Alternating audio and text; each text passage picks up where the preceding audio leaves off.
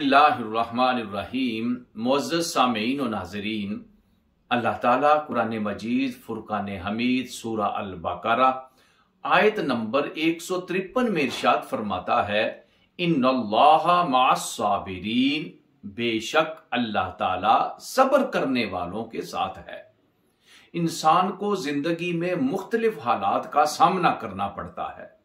اگر زندگی کے کسی موڑ کے اوپر ایسے حالات ہو جائیں کہ جو انسان کے لیے برداشت کرنا مشکل ہوں، تو پھر بھی اس کو حکم دیا جا رہا ہے کہ تو ان حالات میں صبر کر۔ یہ نہیں کہ انسان کے اوپر اگر کوئی مشکل وقت آئے تو وہ واویلا کرنا شروع کر دے، اپنی باہوں کو اپنے سر کے اوپر رکھ کر گھومنا شروع کر دے۔